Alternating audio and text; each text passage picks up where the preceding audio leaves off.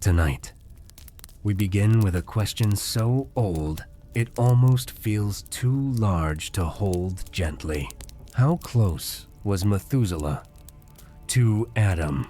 Not close in legend, not close in symbol, but close in years, in breath, in memory, in the long human echo of one life touching another. If we follow the familiar line of Genesis, Methuselah was born while Adam's world was still not entirely gone. And for 243 years, the oldest man most people remember lived in the same human story as the first man most people only imagine. And that means something, quiet listener. Something more tender than a number. It means Adam was not yet a distant shape swallowed by sacred history. He was still near enough that his grief could have been spoken of in the hearing of living men. Near enough that Eden was not yet only a doctrine, but a wound still carried in a family's memory. I am Pastor Michael, and tonight I want to walk with you into that nearness slowly, because the part that stays with me is not only the arithmetic, but the feeling of it, the human weight of it. A child is born. Generations begin to lengthen. Names gather. And somewhere in that widening world, there is still a living thread reaching back toward the dust of the first garden. The word I want to place before you at the opening is Toledot. Generations. The lines that do not merely count lives, but carry them hand to hand, voice to voice, sorrow to sorrow. And when we come to Methuselah, we are not standing beside a strange biblical statistic. We are standing beside a bridge between Adam's fading years and the world that would one day tremble under the shadow of the flood. So breathe a little more slowly now, because tonight, we are going to stay with that bridge. And before we reach the words passed down through Methuselah's house, we need to feel just how near the first world still was when he opened his eyes. When most people hear the name Methuselah, they think of a single idea almost at once: longevity, extreme age, impossible numbers. The oldest man in the Bible, the kind of figure people mention with a smile, as though his life were interesting mostly because it was long. But tonight, I want to ask you to look again, because length is only the outer edge of the mystery. The deeper wonder is proximity. Who was still alive when Methuselah was born? And how much of the first human world was still breathing when his own life began? If we follow the familiar chronology in Genesis 5, the arithmetic leads us somewhere astonishingly intimate. Adam lives 930 years. Seth is born when Adam is 130. Then Enosh, Kenan, Mahalalel, Jared, Enoch, and then Methuselah. And when the years are added carefully in that line, Methuselah enters the world 687 years after Adam was created. Adam dies at 930. So if you count from Methuselah's birth to Adam's death, the overlap is 243 years. 243 years, in which the first man and the man who would become the oldest could be spoken of in the same present tense. Sit with that for a moment, not as a debate, not as a curiosity for chart makers, but as a human scene. For more than 2 centuries, Methuselah lived in a world where Adam was not yet buried. That does not require us to imagine that they spent every season at one fire, or that a child sat every evening at Adam's knee. The text does not say that, and we should not force it to say what it does not say. But it does allow something powerful, something quiet, something almost too easily overlooked. It allows the first sorrow to remain close. It allows the memory of Eden to remain warm enough to pass through living mouths. It allows the exile from the garden to be something more than inherited theology. It could still be family grief, and that quiet listener changes the air around Methuselah. He is no longer only the man who lived 969 years. He becomes a man born into a house of memory, into a world where the oldest wound of humanity had not yet cooled into abstraction. I have sat with that longer than I expected to, because we often read these names as though they are beads on a string, one after another, smooth, distant, complete. But they were not beads to one another. They were fathers, sons, grandchildren, households, losses, fields, voices, warnings, meals, births, burials waiting in the distance.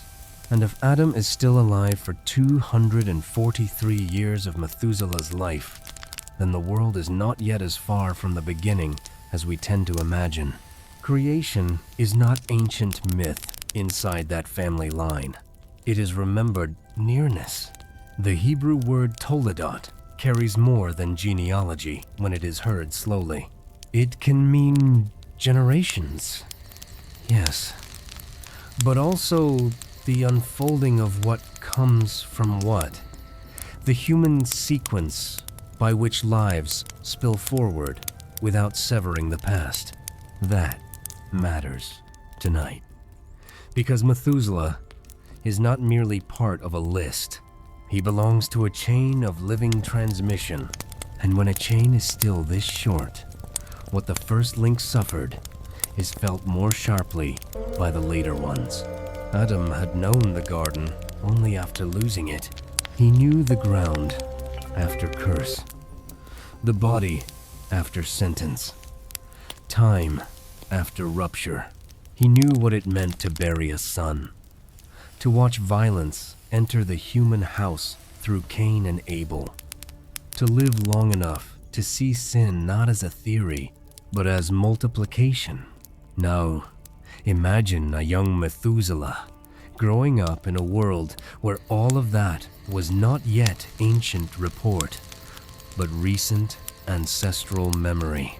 That does not make him holy by inheritance, nor wise by automatic descent, but it does place him beneath a sky still heavy with first things, the first creation, the first command, the first rebellion, the first shame, the first exile, the first murder, the first long ache of remembering what humanity had been made for.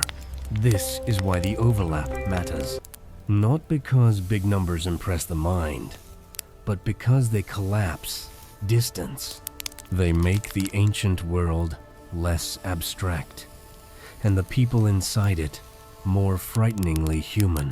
A man does not need to hear Adam's own voice every day for Adam's life to shape the room.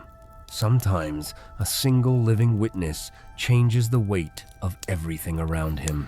You may have known this in your own way. A grandparent still alive. And because they are alive, a whole vanished world feels closer. A place, a war, a migration, a hunger, a family loss, a faith carried through hardship. Nothing about that history is merely printed anymore, because one living person still bears it in the body. That is part of the emotional force here. Adam's continued life means the beginning of humanity still had a pulse within reach, and Methuselah's early years unfold under that long shadow. Now, I want to be careful here. Because once we turn toward the Book of Jubilees, another layer appears. Jubilees keeps its own internal chronology, with jubilees, weeks, and years, and its numbers do not yield the same overlap. In Jubilees 4, Methuselah is born in year 587, and Adam dies in year 930, which means that inside Jubilees itself, the overlap becomes 343 years rather than 243. That is not a problem to hide from. It is the kind of detail that should make us more honest, not less reverent. If the familiar Genesis arithmetic gives you 243 years, then that number can frame the opening wonder. But if you step into Jubilee's own chronology, then nearness only grows. The old world stands even closer, not farther away, and I think there is something beautiful in saying that plainly, because trust is part of the tenderness of this kind of study.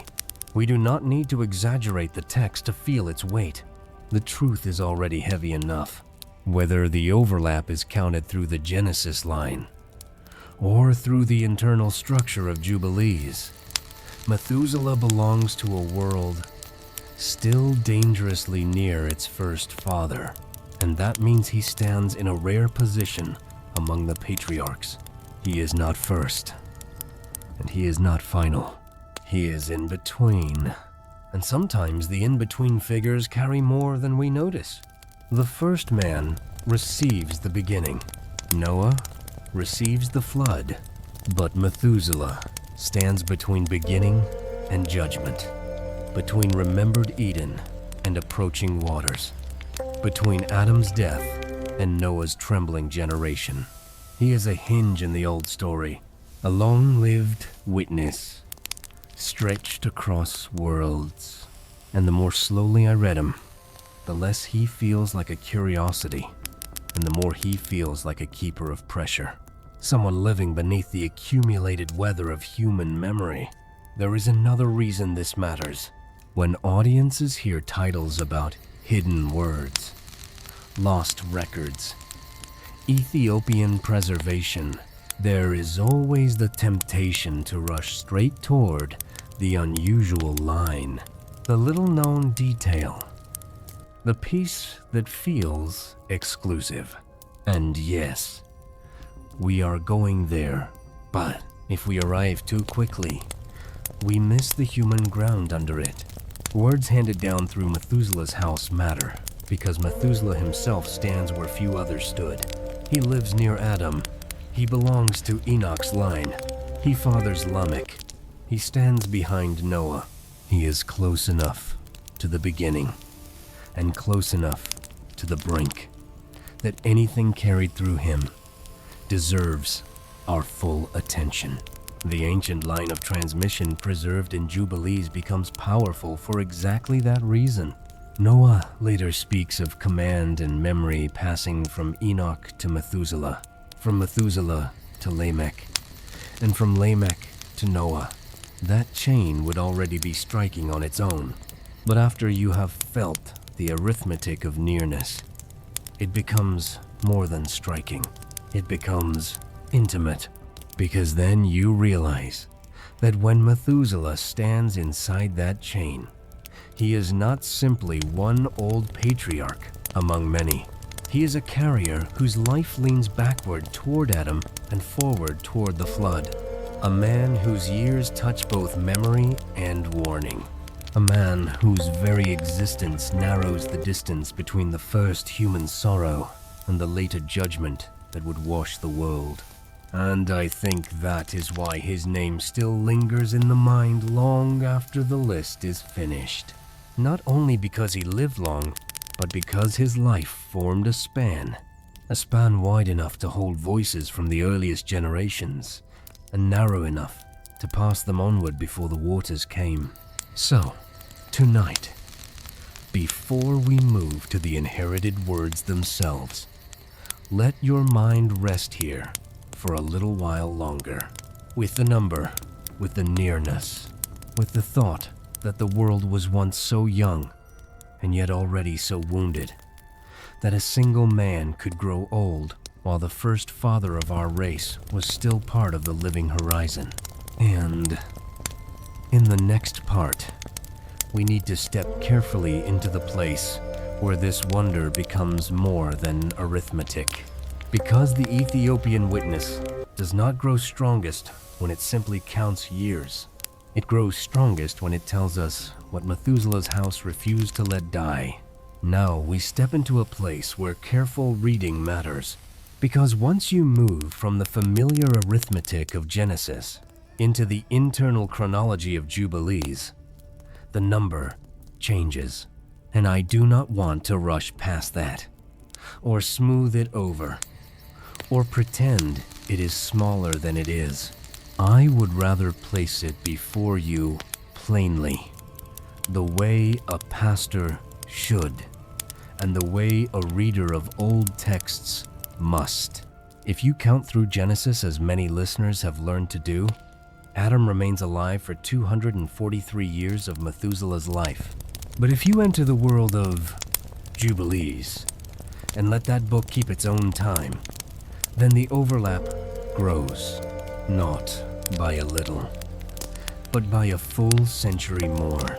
In Jubilees 4, Methuselah is born in the 12th Jubilee, in the 7th week, in the 6th year, a way of counting that places his birth in year 587 from creation. And Adam dies in the 19th Jubilee, in the 7th week, in the 6th year, which places his death in year 930. 930 minus 587 gives us 343. So, inside Jubilees, Methuselah does not spend 243 years in Adam's living world, but 343. And I know that for some people, a shift like that can sound unsettling, almost as though the beauty of the story has been interrupted by arithmetic. But to me, it does something better than that. It deepens trust, because when a text is allowed to speak in its own order, not forced into the outline we arrived with, it becomes more alive, not less. The Gez title often used for Jubilees is Mäṣḥafä Kufale, the Book of Divisions, or the Book of Portions. That matters here, because this is a book that loves order, measured time, counted weeks, arranged years, history not as a fog, but as a sequence. Its author, or its shaping tradition, did not want sacred memory left loose in the air. It wanted history arranged, structured, handed down in set patterns. And tonight, that matters, because the life of Methuselah sits inside one of those patterns. The word used here is Mäṣḥafä Kufale in Ge'ez. This means Book of Divisions, or Book of Portions. For centuries, the fuller text survived most completely in Ethiopic tradition, even while the Hebrew original disappeared as a complete book, and only fragments later resurfaced among the Dead Sea Scrolls at Qumran. And tonight, that matters, because when we talk about Methuselah's nearness to Adam, we are not dealing only with a familiar church memory of Genesis, but with a second ancient witness that preserves its own careful map of early time. And I will tell you honestly, I have always loved when a text forces me to slow down enough to become more truthful in the way I speak of it. So we do not need to choose panic here, and we do not need to choose suspicion. We can choose clarity.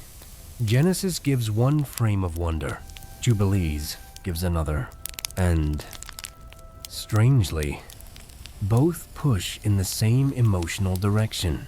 They do not move Adam farther away from Methuselah. They move him closer. That is what I want you to feel. The point is not that one number flatters our title and the other threatens it. The deeper point is that both traditions agree on the thing that matters most for the soul of this story. Methuselah belongs shockingly close to the beginning. Whether the overlap is 243 years or 343 years, Adam is not remote in Methuselah's world. He is not buried in a forgotten age. He is still part of the living horizon. And once that settles in the mind, the whole patriarchal line changes its shape. The names stop feeling like isolated monuments. They begin to feel like overlapping rooms. One life opening into another. Sorrow not yet cooled. Instruction not yet broken. Memory still moving through a family before it becomes distant tradition. I think many people hurry past this because numbers can feel cold when they are read only as data. But sacred chronology is not always cold. Sometimes numbers are a way of preserving intimacy. Sometimes they are the architecture of nearness. The years tell you who could still be known, who could still be heard of in the present tense, whose loss had not yet become legend. That is especially true here, a world where Methuselah overlaps Adam for centuries. Whether 2.5 or 3.5 is a world where the first grief of humankind still presses close to the skin. The garden has not faded into allegory inside that line. Cain and Abel have not dissolved into one more lesson for the classroom. The curse upon the ground is not merely inherited theology. It is family memory carrying heat. And I think that is why the ancient writer of Jubilees cared so much about ordered time. He was not simply satisfying curiosity. He was preserving continuity. He was saying, in effect, do not imagine the first generations as scattered shadows. They touched, they overlapped, they carried forward what they had seen and what they had suffered. There is something else beautiful here, something the modern mind almost never receives, because we live in such severed time. Many people now feel as though history is a shelf of disconnected eras, one century sealed off from the next. But in the patriarchal imagination, history is not arranged like locked rooms. It is layered like breath. A grandfather's wound can still be the grandson's atmosphere. A command spoken early can still shape a late generation. A warning can move along a living chain, not merely across ink. It must teach without drying out. It must clarify without breaking the spell of the night. So, let me say it simply. If someone clicks because they heard 243 years, we can still honor the amazement in that number. But if we are also going to speak of the Ethiopian Book of Jubilees, we must be faithful enough to tell the listener that Jubilees counts differently, and that its own overlap is larger, not smaller. The honest version is actually the more beautiful one, because instead of shrinking the wonder, it expands it. Methuselah does not stand less close to Adam in Jubilees. He stands even more closely beside that first world. And now, the question changes. It is no longer only how many years. It becomes, what kind of man is formed when the world is still this near its beginning? What sort of memory gathers around a child born while Adam's shadow still reaches across centuries? What does age mean when the oldest people in the world are not mythic names in a scroll, but part of the remembered shape of human life? And what happens when a man born under that kind of nearness survives long enough to stand behind Lamech and behind Noah? and behind the words that later generations claim were handed down through his house? That is where this study is heading, not toward a debate for its own sake, but toward a chain of memory, because chronology matters most when it reveals relationship. The years are not the treasure by themselves. They are the path that leads us toward the deeper treasure. The possibility that what Adam knew of sorrow, what Enoch knew of warning, and what the earliest world knew of rupture did not vanish into silence between generations. The old things were carried, and that is why even this numerical turn in Jubilees feels precious to me. It reminds us that Scripture and its surrounding traditions are not flattened landscapes. They are living terrains with hills, turns, alternate contours, and sometimes a different path gives you a clearer sight of the valley than the first one did. So do not be troubled by the changed number. Receive it as part of the honesty of the night. Receive it as part of the dignity of old books. Receive it as the kind of detail that tells you we are not here to force the text into a slogan, but to let it speak. Even when speaking carefully takes longer. And before we move on, hold this one thought gently, whether you stand in the Genesis count or the measured architecture of Jubilees. Methuselah is born while Adam's world is still terribly near. That nearness is the real door. The number opens it, but the human feeling behind it is what we are after. Because in the next part, we are going to step beyond arithmetic and into the atmosphere itself, into the strange tenderness of a boy born under the long shadow of the first man, into the kind of world where Eden is no abstraction, and where memory still walks through the camp like an evening wind. Try to picture it now, not with hurry, not as a painted scene made dramatic for its own sake, but as a world still close enough to its first beginning that memory has not yet hardened into legend. Methuselah is born, and the air around him is already full. Not full merely of names, but of consequences. Adam is still alive. Seth's line is still unfolding. The grief of Abel is not ancient in the way we often imagine it. The wandering of Cain is not a dim tale with softened edges. The curse on the ground is not a phrase to be analyzed from a safe distance. It is part of the inherited weather of the human family. This is what I mean when I say Methuselah is born inside Adam's long shadow. I do not mean only that Adam outlived his birth by centuries. I mean that the first man's history still pressed against daily life. The beginning had not yet retreated. And when the beginning has not yet retreated, every child is born into a world where memory weighs more heavily. The Hebrew word we opened with earlier is Toledot, and it deserves another quiet moment here. The word used here is Toledot. In Hebrew, this means generations, begettings, the unfolding account of what comes forth from a life. For the Book of Genesis, Toledot becomes one of the great structuring words by which history is told, not merely as isolated episodes, but as lives issuing into other lives.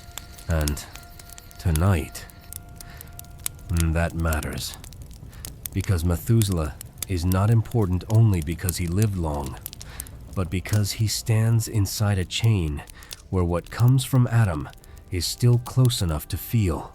And I will tell you, honestly, there are times when that word humbles me, because it reminds me that no life arrives empty.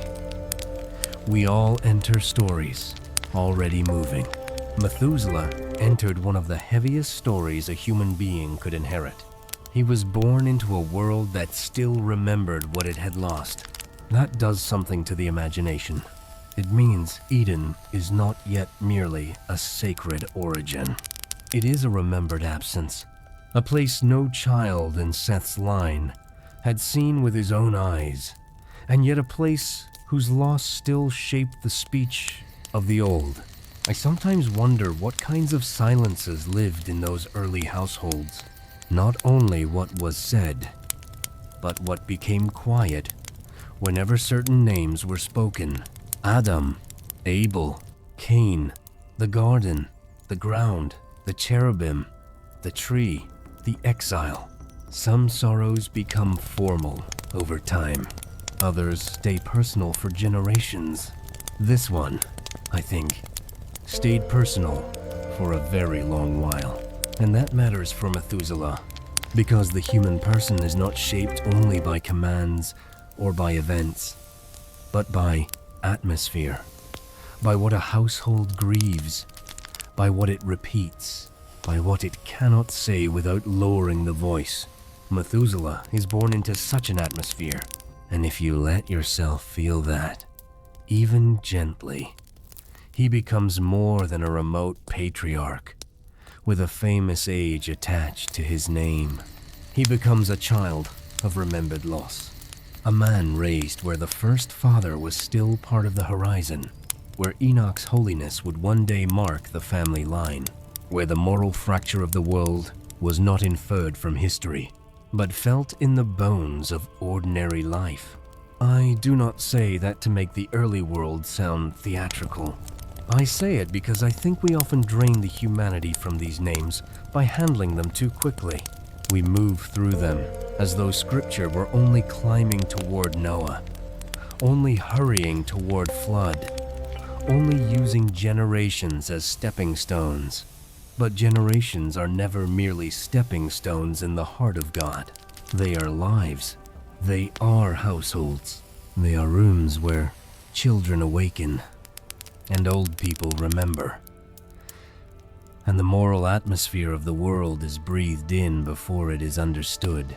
So imagine Methuselah learning speech in a world still close to the first speech broken by shame.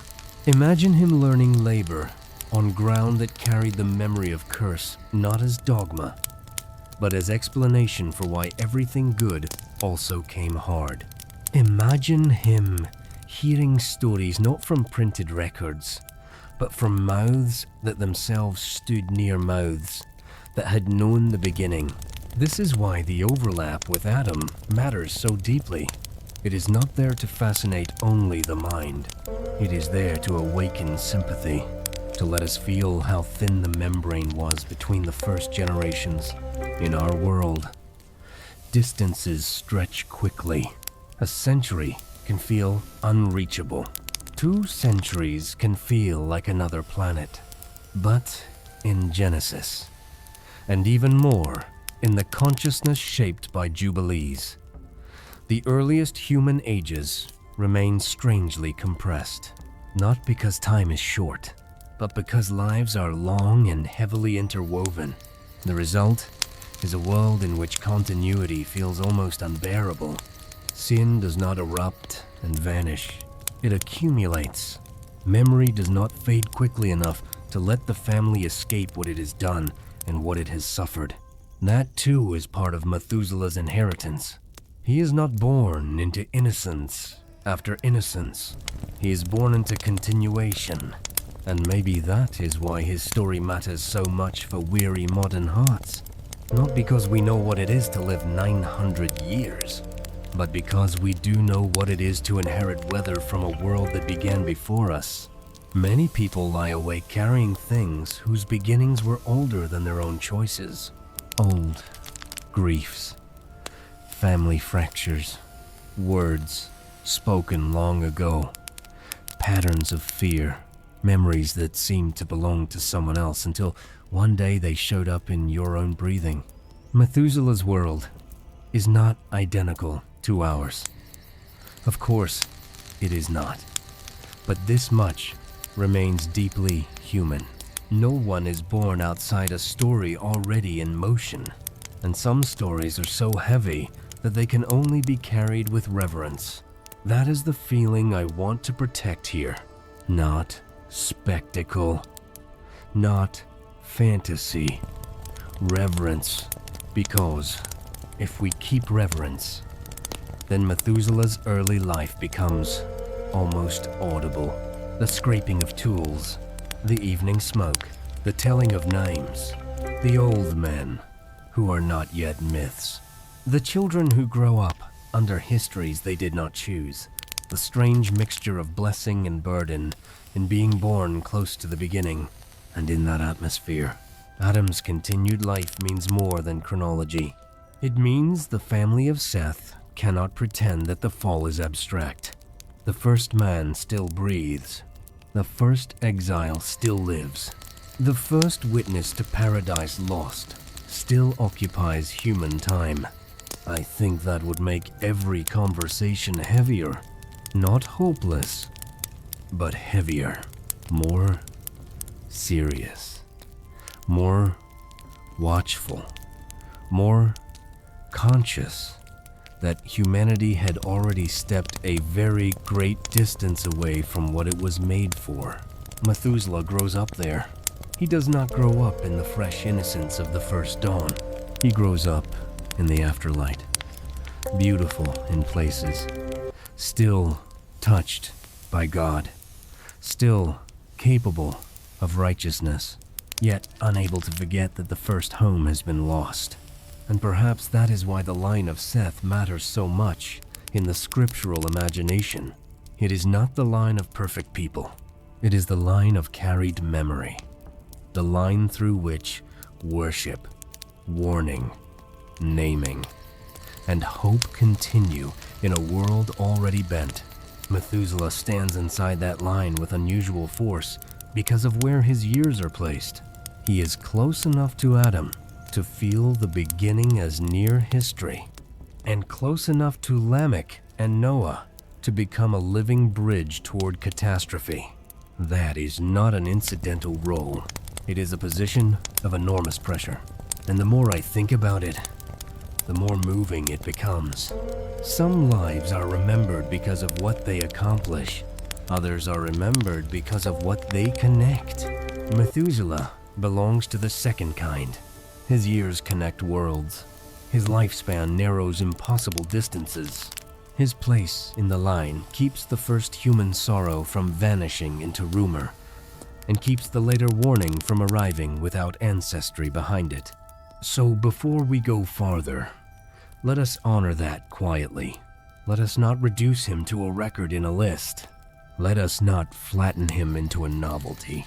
Let him stand in the imagination as a child once born into a world where Adam still lived, a man once grown beneath the memory of Eden, a bearer of years stretched between origin and judgment. And in the next part, the shadow deepens, because eventually Adam dies. And when the first man is laid into the earth, the question changes from nearness to responsibility. Who carries the earliest sorrow then? And what does it mean for Methuselah to keep living after the first father is gone? There are deaths that feel like the ending of a person, and then there are deaths that feel like the closing of an age. Adam's death belongs to the second kind. When Jubilees tells it, even briefly, the moment carries an unusual stillness. Not because the text lingers over every emotion. It does not. But because the reader understands what kind of life is ending. The first man, the one formed from the ground, the one who knew the garden before expulsion, and the cursed earth after it. The one who watched suns rise and break apart under sin. The one who lived long enough to become the oldest memory in the human family finally dies. And with that death, something changes forever. The beginning is no longer living in the same way. It is now living through memory alone. Jubilees 4 does something striking here. It says Adam died at the close of the 19th Jubilee, and then it adds that he was the first to be buried in the earth. The line is simple, but I do not think it is small. The word I want to place here is Adamah. In Hebrew, Adama means ground, earth, soil, the very material from which Adam's own name is bound. For Genesis and the traditions that grow around it, this connection between Adam and the ground is not decorative language. It is central to the human condition, formed from earth, sentenced to labor upon earth, and finally returned to earth. And tonight, that matters, because the first burial is not merely the end of one long life. It is the sealing of humanity's sentence in the body of the first man. And I will tell you, honestly, every time I come to that moment, I feel the text grow quiet in a way that is difficult to describe. Adam returns to the ground from which he came. That is not merely poetic balance. It is theology with tears hidden inside it. Dust to dust begins to sound less like a funeral phrase and more like the terrible completion of Eden's brokenness. He who was taken from the earth is laid into it. He who once walked where death had not yet entered now becomes the first human body entrusted to burial.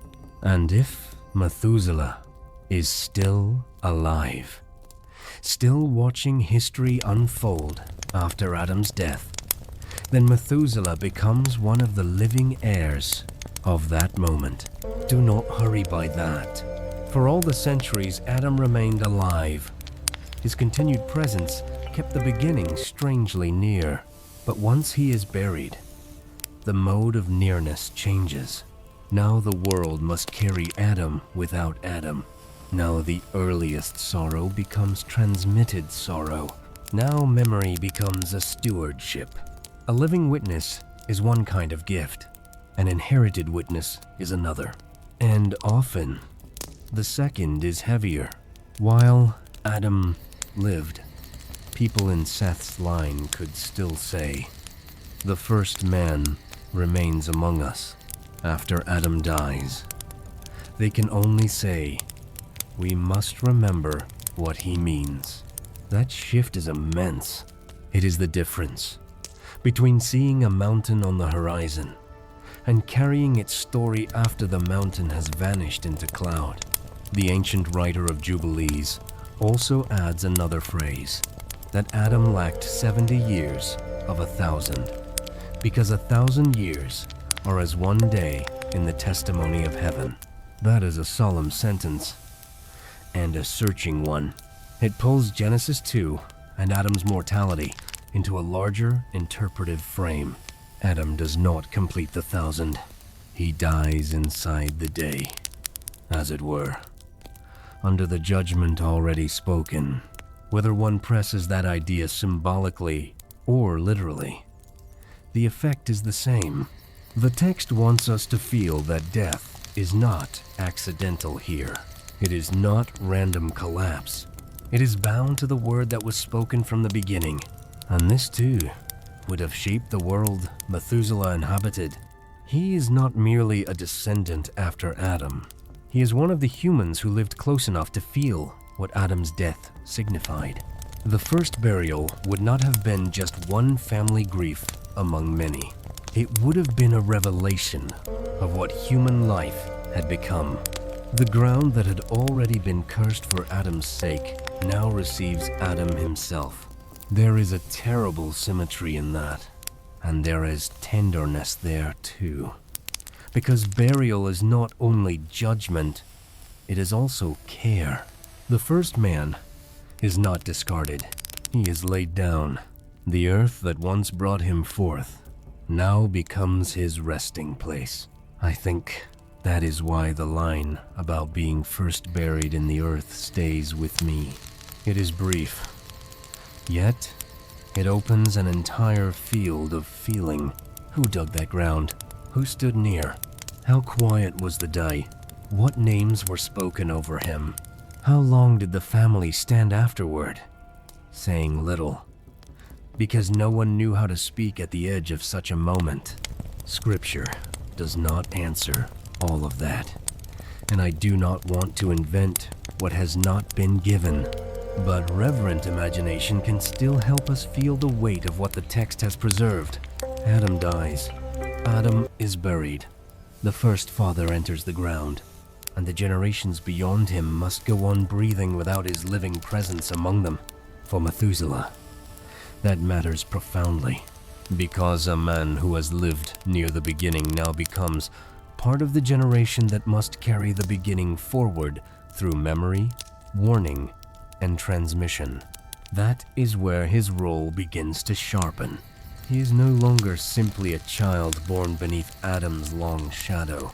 He becomes one of the men through whom that shadow is remembered after Adam is gone. This is one reason I resist reading the patriarchs too quickly. If we move only at the speed of plot, we miss these thresholds. We miss what it means for the first burial to happen while certain later patriarchs are still alive. We miss how responsibility moves when a primal witness disappears. We miss how history turns from direct memory into entrusted memory. And entrusted memory is the very soil from which deathbed words eventually grow. Because when old men know the first witnesses are gone, they speak differently. They no longer speak only for themselves. They speak as keepers.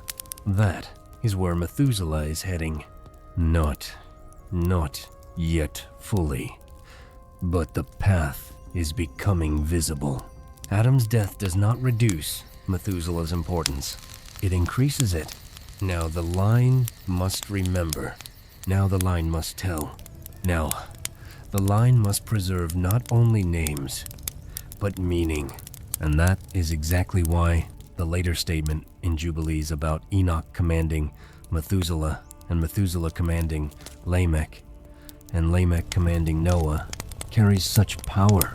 It rises out of a world where the first father has already been buried, where memory can no longer lean on immediate presence, where the holy burden of continuity must be borne by those still living. I find that deeply moving, because every family eventually reaches a similar threshold in its own smaller way. There comes a day when the oldest voice is gone, and after that, remembering becomes an act of faithfulness. The stories do not remain alive automatically. Someone must carry them with care. Someone must refuse to let what mattered be reduced to a date and a stone. Methuselah belongs to that kind of moment, though on a scale that touches the earliest human history. He lives after the first burial. He lives after Adam has entered the earth. He lives as one who can no longer simply point to the first man, but must stand in a world where the first man's meaning is carried forward by those who remain. And if that is true, then the next question becomes unavoidable. Who shaped Methuselah for such a burden? What kind of house formed him to carry memory with seriousness? What did he receive from Enoch? That strange, righteous figure whose own life leans toward heaven with such mystery. That is where we must go next, because after Adam's burial, the thread does not break. It narrows, it tightens, it becomes more precious, and soon, in the line of Enoch and Methuselah, we begin to see how memory becomes testimony, and how testimony becomes the kind of inheritance that can survive all the way to Noah's house. After Adam is buried, the world does not become empty of meaning, but it does become quieter in a particular way. The first witness has been laid into the ground, and the line of Seth must now hold the earliest memory without his living voice walking among them. And it is exactly into that moment, into that stillness after the first burial, that Enoch's household becomes so important, because Enoch is the father of Methuselah, and Enoch is not an ordinary patriarch. He is the man Genesis describes with one of the most haunting descriptions in the early chapters, that he walked with God and was not. For God took him. I do not say that to chase mystery for its own sake. I say it because Methuselah grows up inside a house shaped by a father who lived differently from the men around him. A father who walked with God in a generation when many had stopped walking with anything sacred at all. A father whose disappearance, however the ancient mind understood it, left an unusually heavy spiritual atmosphere behind. Imagine being raised in such a household, not in a home of casual piety, not in a home where holy things were spoken of distantly, but in a home where the father of the house was known to listen for what most others had stopped hearing. That is not a small inheritance. The Hebrew name Hanoch, which we know in English as Enoch, carries a sense of being initiated, dedicated, taught, begun in instruction. The word used here is Enoch.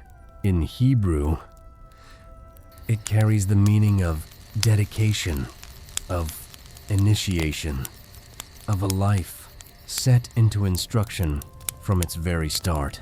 For the early biblical tradition, Enoch becomes one of the rare figures whose entire identity is shaped by communion with God rather than by accomplishment among men. And tonight, that matters, because Methuselah is the son of such a man, raised inside a house where divine instruction was not occasional, but central. And I will tell you honestly, I have always found it moving that the patriarch known for the longest life is the son of the patriarch known for the most unusual departure, the longest staying son of the most uniquely taken father. There is something almost paradoxical in that pairing. The man who remained the longest, raised by the man who did not remain in the ordinary way. And whatever else we say about Methuselah, we cannot understand him apart from the home that formed him. Because in the house of Enoch, memory was not careless. It was not entertainment. It was not folklore around the fire. It was inheritance. The Ethiopian tradition that preserves the wider Enochic literature in Ge'ez, in the Mäṣḥafä Kufale, gives us glimpses of a household where Enoch is depicted instructing his son and grandsons in great detail, not casually, not in passing, but solemnly, reverently, as though the words themselves had to outlast the world. Now I want to be careful here. The book we know as 1 Enoch is a complex text, and not every line in it stands at the same level as Genesis. But what we can say is this: the very fact that ancient communities preserve these traditions, and that Ethiopia in particular guarded the fullest form of them, shows us something about how Enoch's household was remembered. It was remembered as a household of teaching, as a household where the elder spoke with weight, as a household where what the father said was meant to be carried, not merely heard.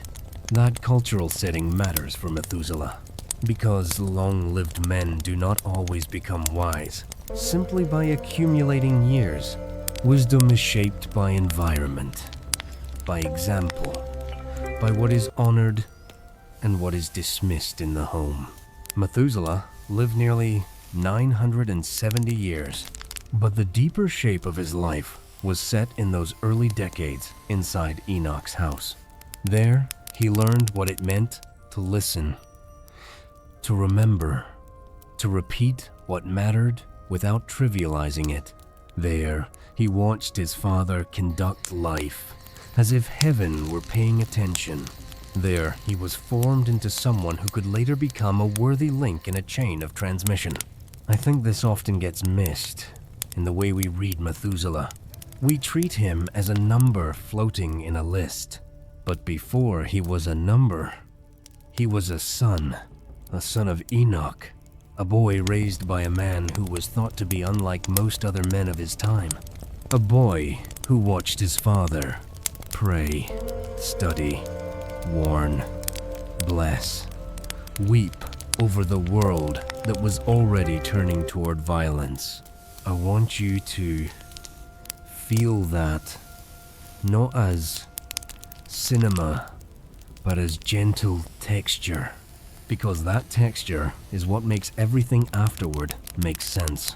When Noah later says that Enoch commanded Methuselah, and Methuselah commanded Lamech, and Lamech commanded him, he is not describing an abstract handoff. He is describing a culture, a way of living in which the elder spoke as a custodian, and the younger received as one entrusted. That is not how most homes function in our day. In our world, communication is fast, reactive, fragmented. We rarely sit beneath an elder long enough to feel the weight of what they have to give. But in the world that shaped Methuselah, there was something slower, heavier, more deliberate. The old taught the young, not in scattered moments, but in long, sustained transmission. And Enoch, by every account that has reached us, was a particularly intense practitioner of such transmission. He did not merely live his faith, he arranged it. He gathered it into language his children could carry. He turned vision into instruction, and the son who received that instruction most fully, according to the surviving traditions, was Methuselah himself. So, when we picture Methuselah's middle years, before his own old age, we should see a man who had already been deeply shaped by hearing, a man whose memory was not casual, a man whose father had taught him to take seriously what God had spoken, what God had warned, what God had revealed about the early world and its trembling future. Such formation does not vanish. It becomes the bone of a person. It determines what they will say when they too become old. It determines what they will refuse to forget. And it explains why the tradition can speak of Methuselah passing onward to Lamech, the very things he himself had received. He was not improvising. He was relaying. He was speaking from a long obedience of listening. That, I think, is one of the quiet glories of the patriarchal world. It honored the slow art of carrying what is heard. It treated the elder voice as worth preserving. It treated the younger ear as a place where holy things must take root carefully. And the line that runs from Enoch through Methuselah is one of the purest examples of that whole vision. It is not a chain of authority for power's sake. It is a chain of carried truth. Truth about who God is. Truth about where humanity has come from. Truth about what is approaching. Truth about how to live faithfully in a world that has already begun its long drift away from the beginning. That is the inheritance Methuselah received. That is the household he was raised in. That is the culture of remembering that formed his long life. And the more I sit with this, the less surprising it becomes that his name would later anchor one of the most striking transmission lines preserved anywhere in ancient literature. Because when a man has been shaped from boyhood inside such a culture of memory, his old age does not become decorative. It becomes a stewardship. His final years do not lose seriousness. They concentrate it. The deathbed of such a man is not a sentimental scene. It is a moment in which long obedience finally finds its last words. And we are walking slowly toward that moment. But before we step into the chain of command itself, I want us to feel one more layer of what Enoch's household gave to its son. Because Enoch did not only instruct, He warned. The early tradition remembers him as a man who saw what was coming, who saw the violence that would later fill the earth, who saw the judgment that would arrive in floodwaters generations after his own departure. A man with that kind of inner vision does not raise an ordinary son. He raises a son who knows that history is not safe. He raises a son who knows that the human story has been bent and that something terrible may yet come if it is not bent back. Methuselah grew up under that awareness. That is why the words later passed through him do not feel like quaint family advice. They feel like the gravity of a man who knew what his father had seen. And here is one of the most poignant details of all. Methuselah's own name has long been read by tradition as carrying the weight of approaching judgment. There are different proposals for its precise meaning, but one ancient line of interpretation hears within it something like, "When he dies, it shall be sent," a hidden suggestion that the days of the world were tied to his life, that a great event waited just beyond his last breath. Whether one accepts that reading fully or partially, it shows us how seriously the early imagination took Methuselah's place. His life was felt to be a span beneath which God's patience continued. His death was felt to be a threshold beyond which the floodwaters could no longer be held back. That is why his role between Enoch and Noah is so weighty. Enoch warns, Methuselah carries, Lamech awaits, Noah survives, and Methuselah's nearly 1,000 years are the long mercy in the middle. So, tonight, think of him not only as the son of a remarkable father, but as a man whose entire life functioned as a kind of held breath in heaven. And then, ask yourself, what would it feel like to be the son of Enoch, carrying that burden without complaint, living year after year, watching the world grow worse, knowing that your final breath would mark the loosing of the waters? That is not a small life. That is a vocation written in years. And in the next part, we will hear how this vocation finds its voice in the line that Noah preserved. The line where memory became command, and command became inheritance, and inheritance became the strange, tender chain that the Ethiopian Bible has never let go. Now we step into the heart of the matter. If everything has been preparation, a slow walking down the long corridor of patriarchal nearness, then here the door opens, because here, in the Book of Jubilees, we are given a sentence that gathers everything we have considered so far and presses it into a single line of carried voice. The sentence is spoken by Noah. It comes near the end of his life, when he is preparing his sons for what they will inherit, when he is looking back across a flood-marked world and trying to hand on what must not be lost. In Jubilees 7, Noah says, in essence, that Enoch, the father of his father, commanded Methuselah his son, and Methuselah commanded Lamech his son, and Lamech commanded him all the things which his fathers had commanded him. I do not want to skim that. I do not want to read it like a quick summary in a textbook, because that single line is one of the most quietly astonishing transmission statements preserved in ancient literature. It is a sentence in which one man traces a chain back 4 generations, and not as folklore, but as authoritative instruction received and obeyed. Listen to its inner shape. Enoch commanded Methuselah. Methuselah commanded Lamech. Lamech commanded Noah. Noah is now commanding his own sons. It is a thread, a living thread, a thread that did not break across the most catastrophic shift in human history, the flood itself. The phrase used here is, in Ge'ez, transmission, part of what Jubilees calls divisions, portions, appointed structures of instruction for the Ethiopian tradition, where Mäṣḥafä Kufale was preserved with deep care. This passage matters because it shows that the patriarchs were not isolated figures, but custodians inside a measured succession. And tonight, that matters.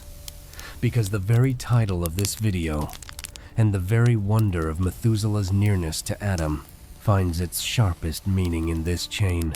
And I will tell you honestly, when I first sat with this verse years ago, I had to read it 3 or 4 times before its weight settled in me, because I had not realized how explicit Jubilees becomes about the way memory passed through these men.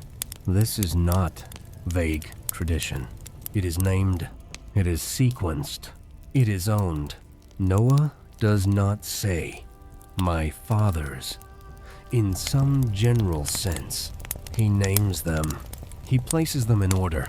He locates himself in a specific line of received instruction, and he places Methuselah in the second position of that line. That position is not accidental. Methuselah stands directly under Enoch. Methuselah was the immediate hearer of Enoch's instruction. He was the first link after the man who walked with God, and he becomes the second link in this chain of inherited command. If we have already felt the weight of Enoch's household, this verse confirms what we suspected. Methuselah was not only formed by that household, he was formally entrusted with what Enoch had to say. He was the one chosen in the inner family architecture of Jubilees to carry the Father's voice forward. And then, when his own time came, he did with Lamech what his father had done with him. He commanded. That word is important. The text does not say merely that he told stories. It does not say that he passed on a few traditions. It uses a stronger word. The kind of word that belongs to instruction with authority behind it. Methuselah commanded Lamech. He laid an obligation upon his son. He spoke as one who had received and now must deliver. That is the cultural posture of patriarchal transmission. It assumes that what has been heard must be guarded. It assumes that what has been guarded must be passed on. It assumes that the elder is not a private possessor of truth, but a steward of something owed forward. And inside that posture, Methuselah becomes the central figure of the whole chain. Without him, Enoch's words have nowhere to go. Without him, Lamech inherits nothing. Without him, Noah's testimony to his own sons has no spine.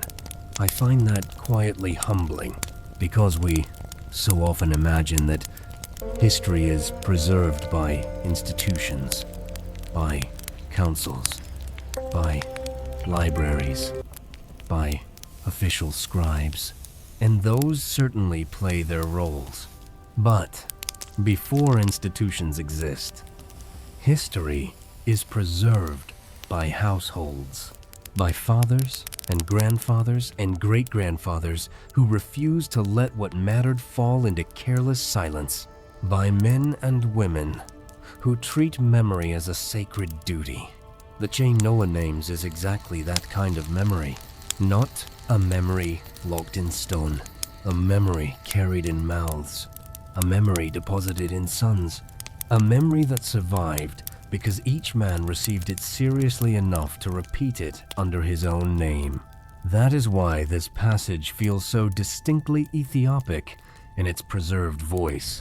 The Ethiopian tradition has always understood that sacred memory is borne by particular people, not merely by abstract systems.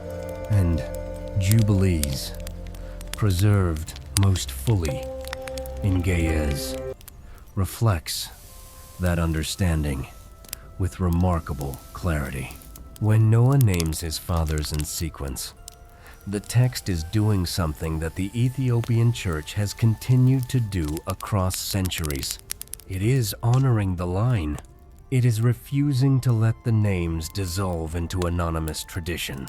It is keeping every link visible.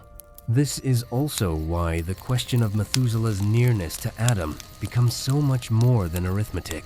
It is not only that he overlapped Adam by several centuries, it is that he overlapped Adam and then transmitted forward what Enoch had given him, thereby gathering into a single chain the memory of the first father, the witness of the walking father, and the warning carried toward the flood father. In Methuselah's life, 3 eras converge: beginning, mediation, and approaching judgment. He is not at the edge of the chain. He is in the middle, and the middle of any chain bears weight from both sides. I think that is part of what makes him spiritually moving when he is read with care. He is not the famous one. Adam is famous because he is first. Enoch is famous because of his walk with God. Noah is famous because of the ark. Methuselah is the one between, the keeper, the one whose long life made the chain possible, the one whose obedient listening allowed Enoch's words not to die when Enoch was no longer present in the ordinary way. When you hear Noah say that Lamech commanded him all the things which his fathers commanded him, you are listening to a sentence that quietly honors Methuselah's faithfulness without naming it directly.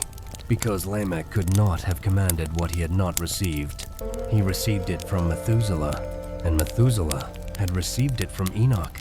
The chain holds because each man chose to carry rather than to drop. There is a reason this matters for the way many of us listen tonight. Because most of us are not patriarchs. Most of us are not at the head of a great spiritual lineage. But many of us are somewhere in the middle of something. In our families, in our communities, in our friendships, in our hidden inner lives, where memory and meaning are carried forward, whether anyone notices or not. You may be the one who remembers a grandparent's faith, the one who carries a parent's quiet teaching, the one in whom an old prayer still speaks even though the one who first prayed it is gone. If so, you are part of a smaller version of what Methuselah did across his enormous span. You are a keeper, not perfect, not flawless, but faithful in some particular way to what you have received, and that is no small dignity.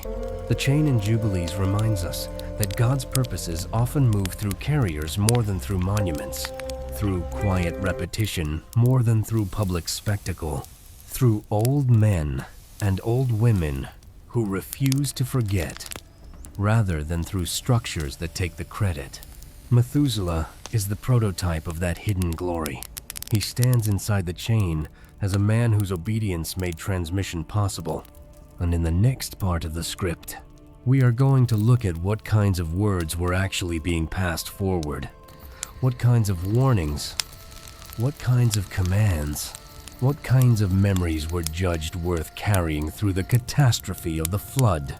But before we go there, let your heart rest for a moment in the recognition that Methuselah is more than an antique number.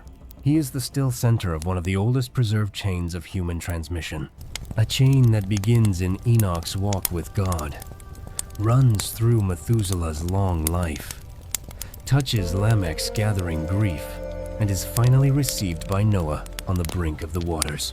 And after this short pause, we will lean closer, because we have arrived at a point where no script written in honesty can simply hurry forward. We must take a breath together, because the next breath will carry us into something fragile and personal and a little frightening for any of us who are learning to be the next keeper of a voice. Vulnerability break. Quiet listener, I want to step closer for just a moment. There is a particular fear that visits people in the middle of the night. The fear of becoming the one who must now carry what the older voice will no longer be here to speak. A parent grows fragile or is gone. A grandparent's last words start to feel sacred. A teacher, a mentor, a friend slips into memory, and suddenly the room feels quieter than it should, and we wonder if we are strong enough to hold what they entrusted to us. Tonight, I want you to know it is allowed to tremble at that. Methuselah carried something far heavier, and even his hands must have shaken at times. When the world has begun to darken around an old man, his words begin to change. He stops speaking the way he spoke at 20 or 50 or 300. He stops trying to win arguments. He stops trying to impress younger ears. He starts speaking as though every sentence might be among his last, because in the patriarchal world, it might be. And those sentences, when they come from a man who has truly listened across his lifetime, carry an unusual gravity. This is the tonal world Methuselah eventually enters. After the long decades of receiving from Enoch, after the long centuries of seeing the human story bend toward violence, after the long years of watching his own son Lamech grow into a father, and then watching his grandson Noah grow into the man who would face the waters, Methuselah arrives at the period of his life when speech itself becomes weighty in a different way. Old men in the early biblical world were not background figures. They were holders. They had stood through famines, through migrations, through losses no younger person could fully imagine. They had buried more people than the young could yet count. They had seen patterns repeat enough times that they no longer believed certain illusions.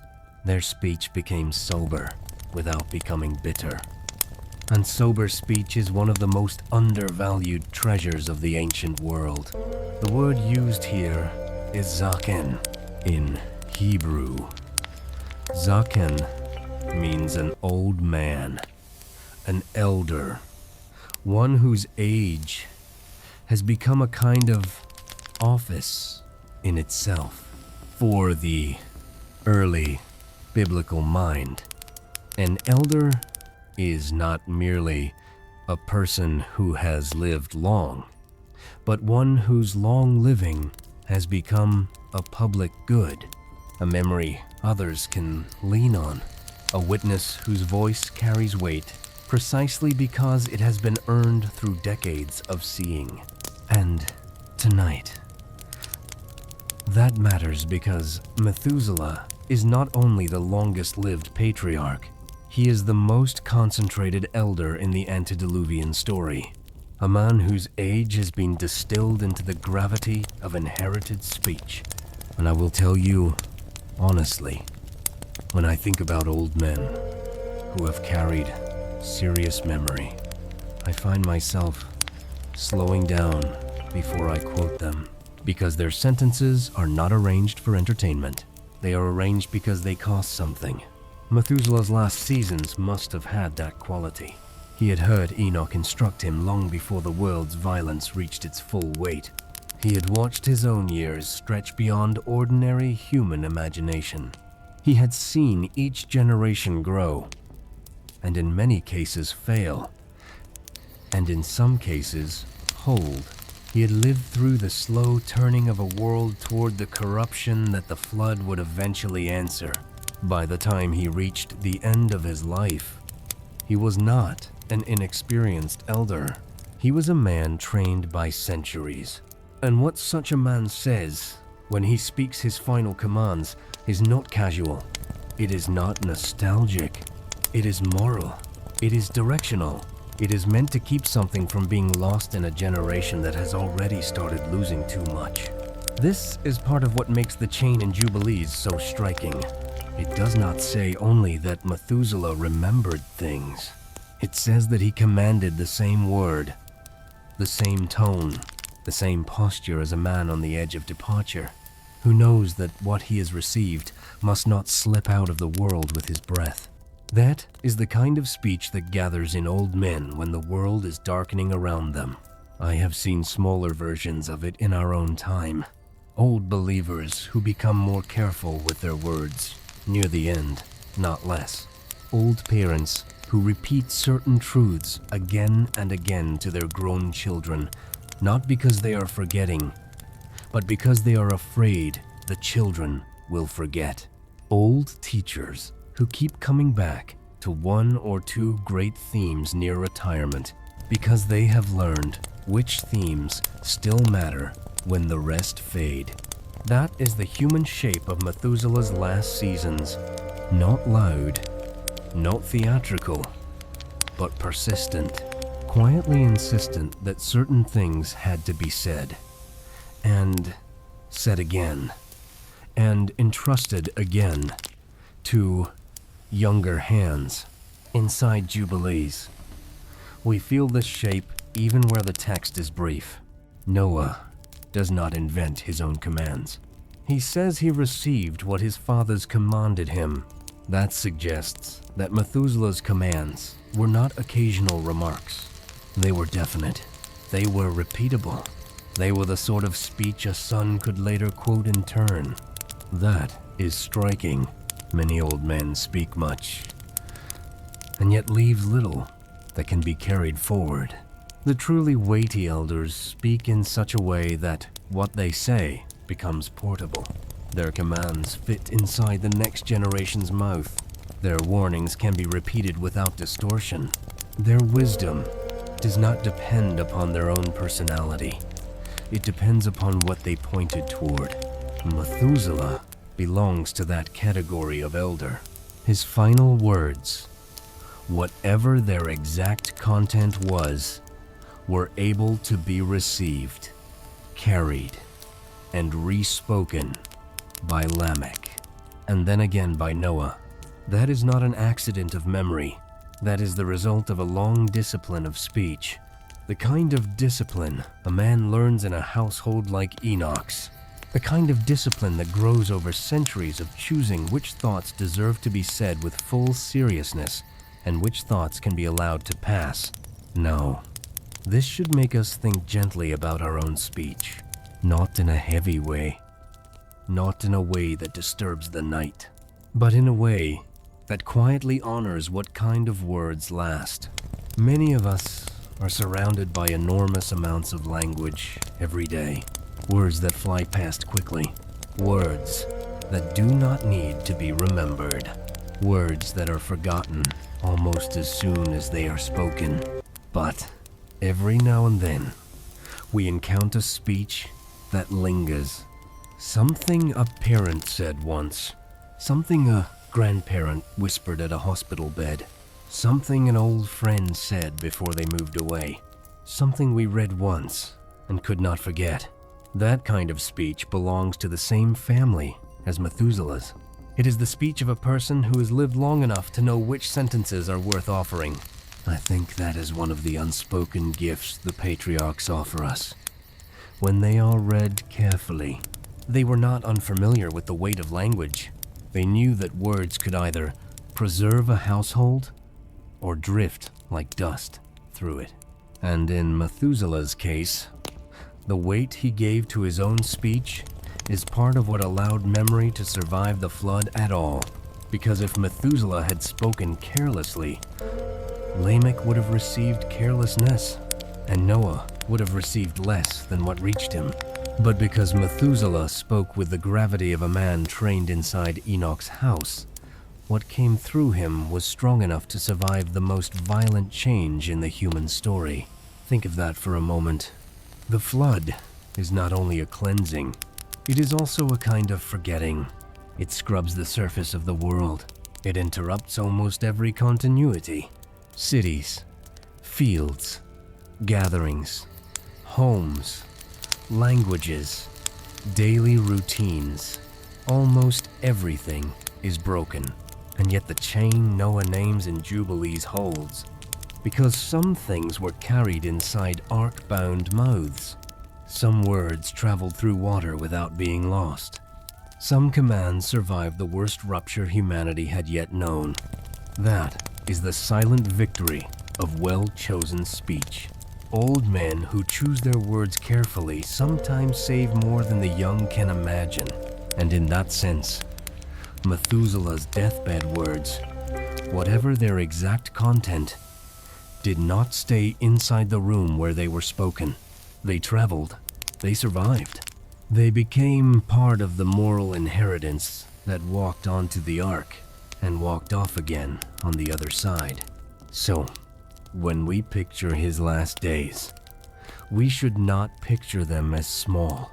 We should picture them as the careful end of a long obedience, a long listening, a long carrying, a long refusal to drop what had been given, and just before we step into the next. Let me say something simple. We will not always know what specific sentences Methuselah spoke at the end. The text does not give us a transcript, but we know the kind of words they were. They were commanding words, grounded words, fatherly words, warning words, words shaped by a household that had not stopped listening to God for many generations. And those are exactly the kind of words a flood cannot wash away. In the next part, we will look at the strange tenderness of how those words actually moved through Lamech and then through Noah, and how the shape of patriarchal command becomes something deeper than rule, something closer to inheritance, a way of placing the past gently into the hands that will face the future. There is a moment, after every great old man finishes speaking, when the room becomes quiet in a way that feels heavier than ordinary silence. It is the silence of receiving, the silence of younger people standing under words they will now have to live with, the silence of a household that has just been entrusted with something it did not invent.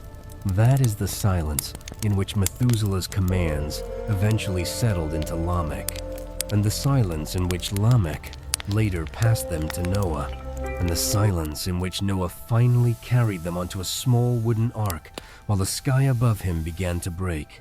I want us to enter that silence reverently tonight, because what survives across such silences is rarely loud. What survives is what was first said with dignity, then carried with seriousness, then spoken again with faithfulness. In Jubilees 7, after Noah speaks of the chain of his fathers, he turns to his own sons and continues. He says that as Enoch had commanded his son, and as Methuselah and Lamech had commanded in turn, so now he commands his children. He places himself inside the same architecture. He does not invent a new authority. He does not declare himself the source. He says simply that he is doing what his fathers did, that he is repeating, continuing, handing on. The word used here is mitzvah. In Hebrew, mitzvah carries the meaning of a commandment, an obligation, a charge laid upon the receiver.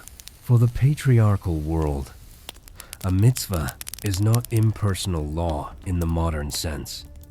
It is a personal trust, a duty handed from one mouth to a particular hearer who must now live as one entrusted. And tonight, that matters, because what Methuselah passed forward was not advice. It was charge. It was command. It was something Lamech could not lay down without sorrow, and Noah could not lay down without consequence.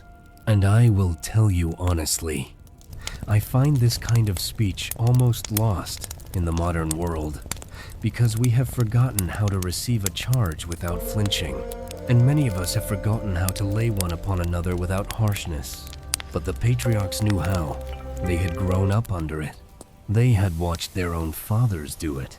They had learned from boyhood that there are some things in life that are not negotiated. They are received. That is the air around the words moving through this chain. When Methuselah passed his commands to Lamech, Lamech did not treat them as suggestions. When Lamech passed them on to Noah, Noah did not treat them as decoration. When Noah passed them to his sons, the same mode of seriousness continued. Each man stood under what had been said, not above it. That is one reason the chain held.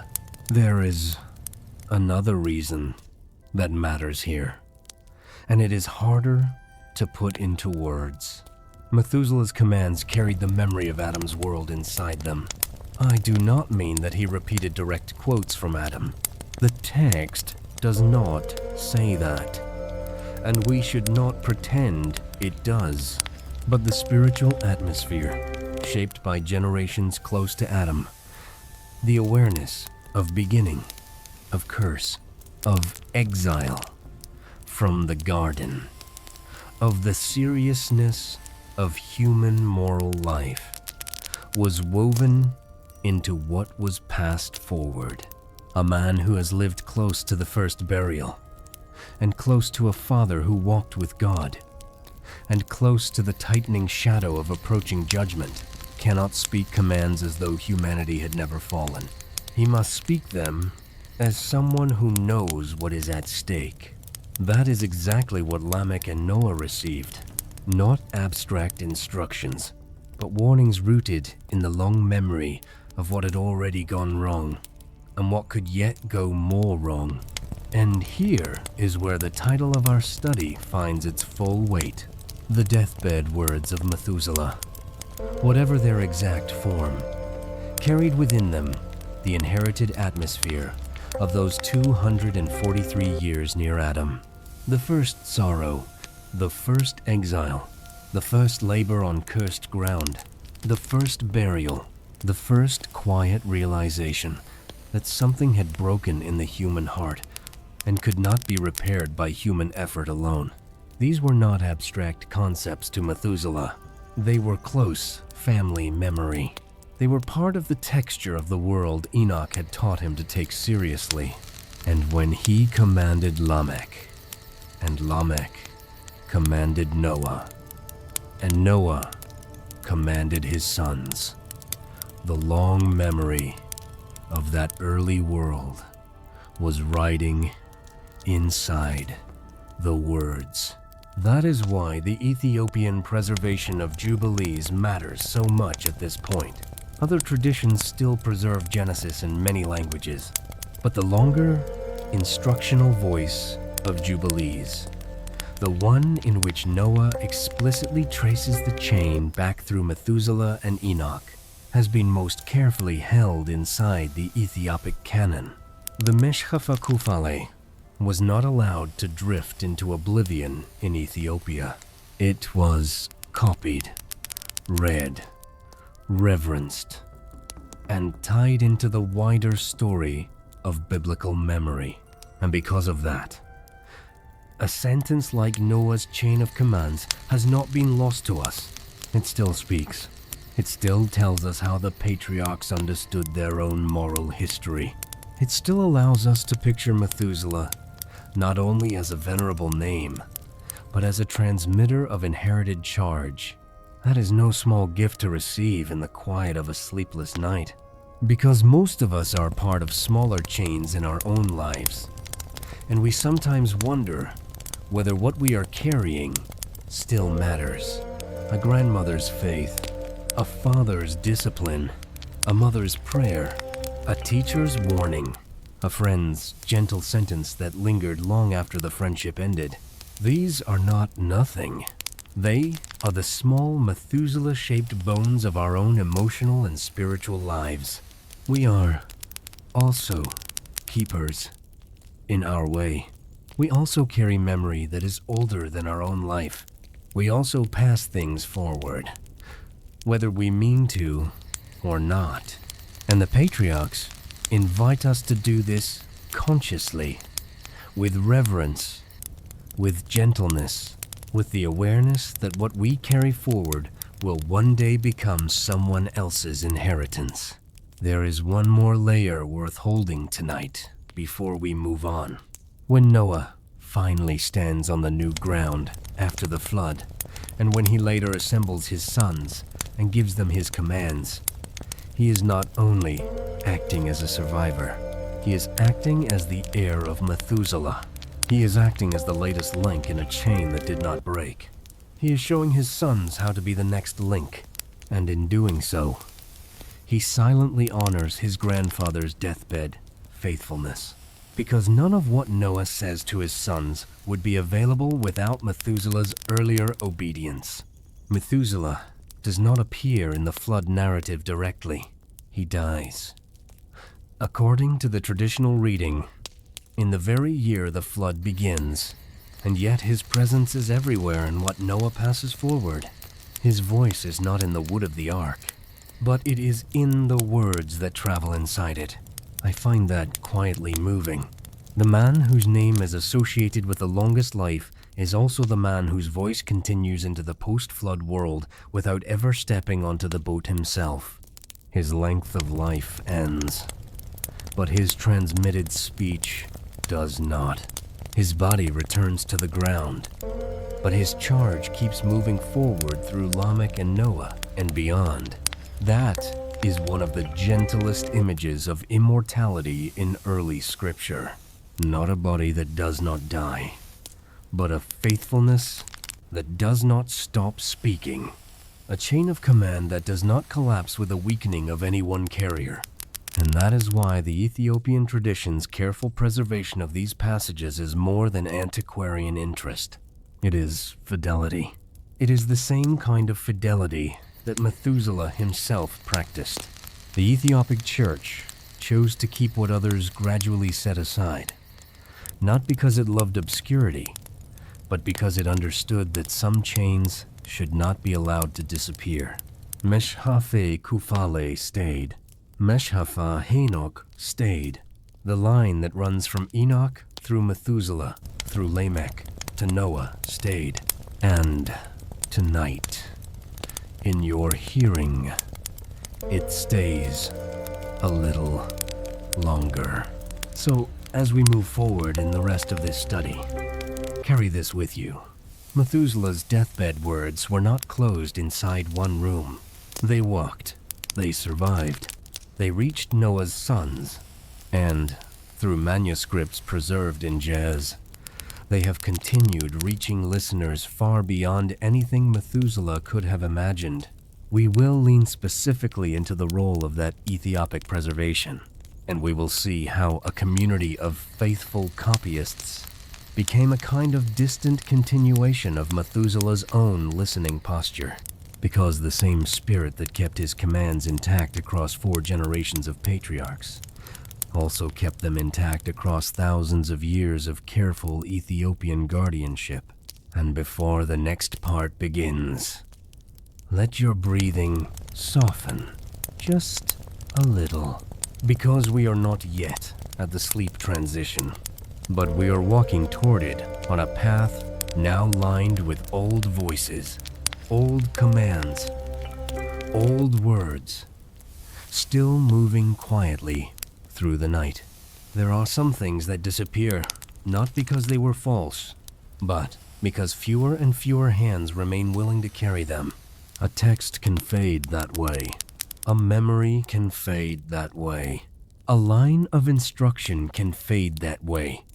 Not with a loud rejection, but with a slow neglect, until eventually it survives only in fragments, or in echoes, or in a single language, guarded by a people who refuse to let it go.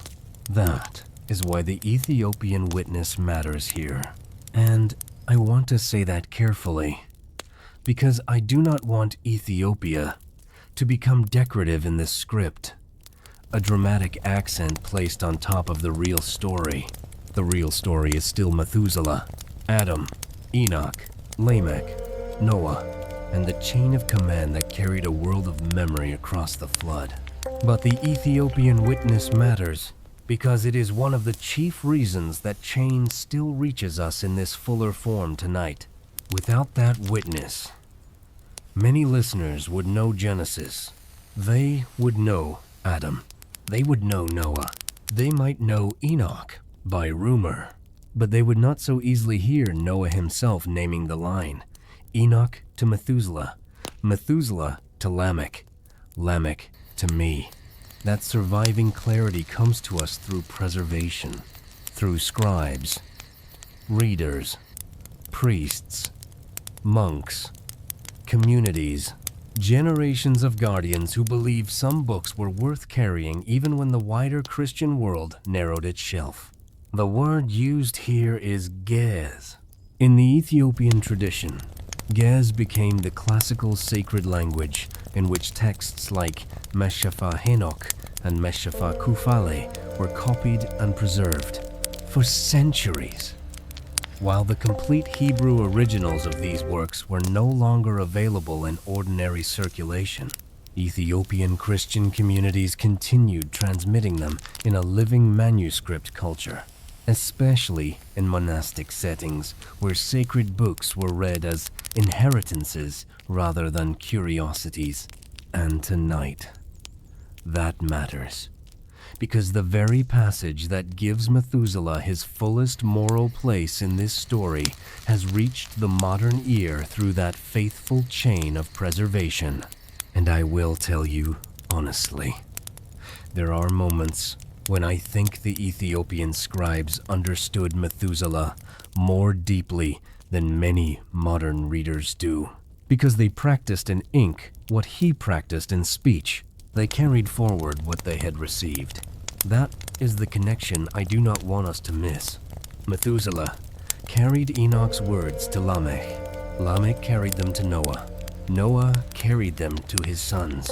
And much later, generations of Ethiopian guardians carried the written witness so that the chain itself would not vanish.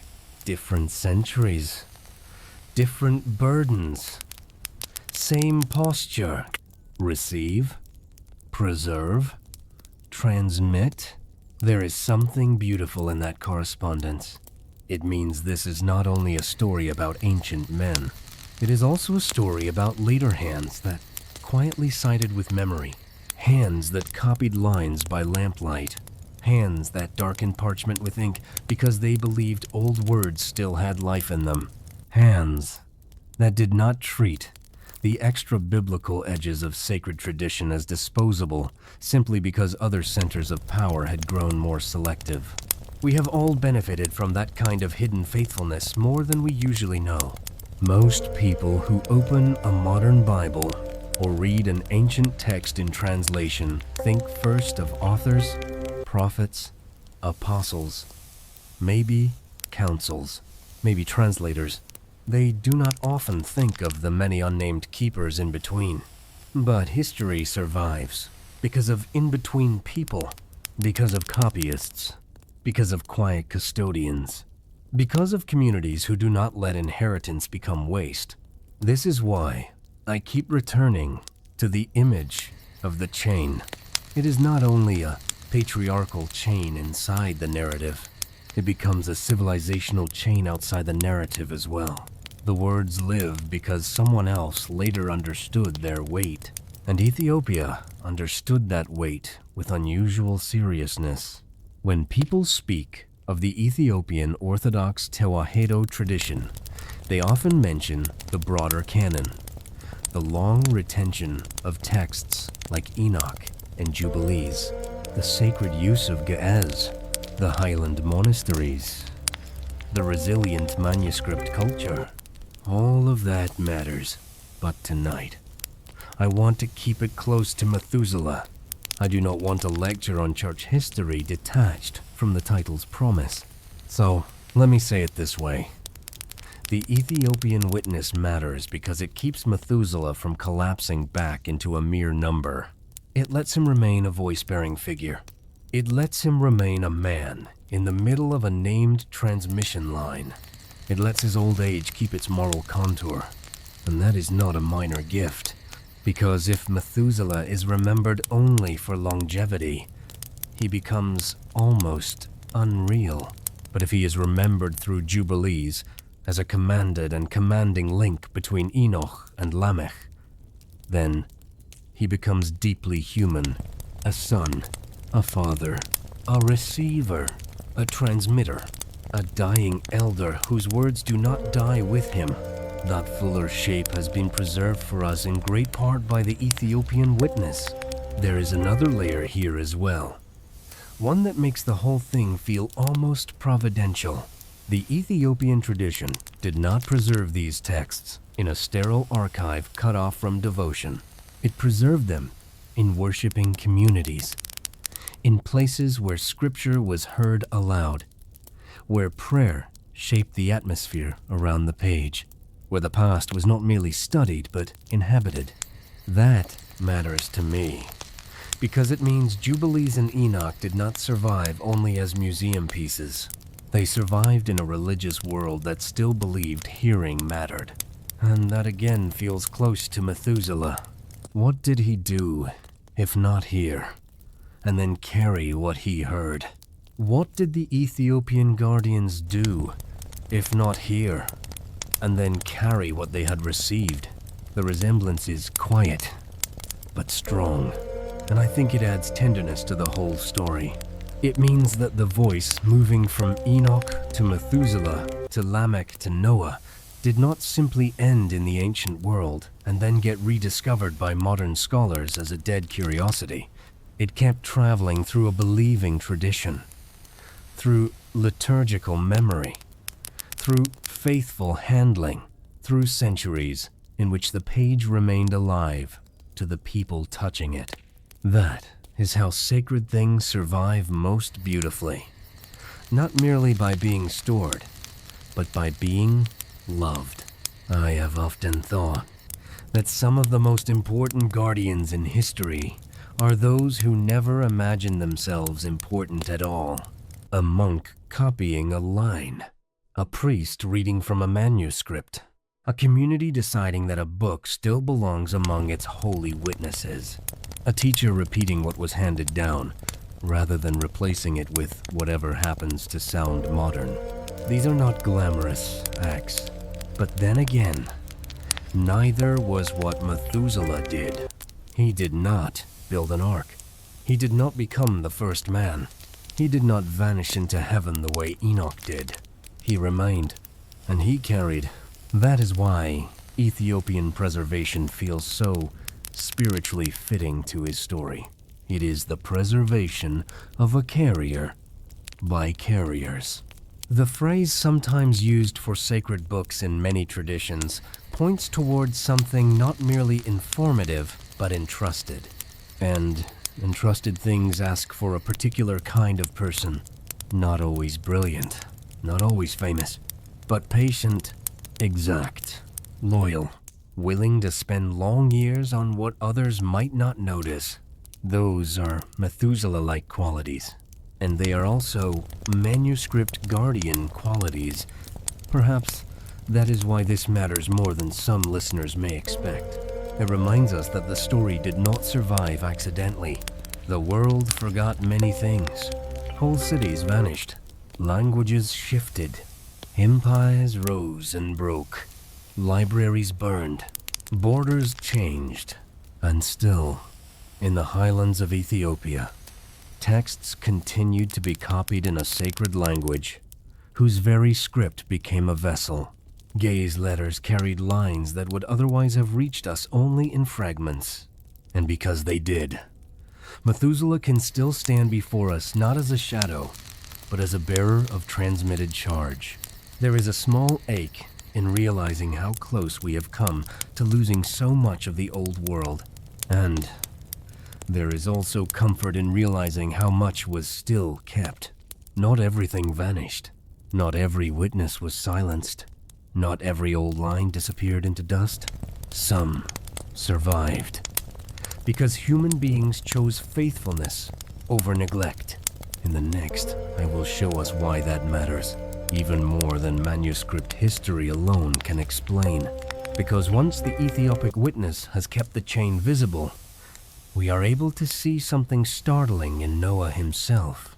He inherits a world he never saw, and yet he speaks as though its earliest sorrows still lean over his shoulder. That is the true power of transmission, and that is where we are going now. Noah never saw Eden. He never heard the serpent in the garden. He never watched Adam take his first steps outside paradise. He never stood beside Abel's blood on the ground.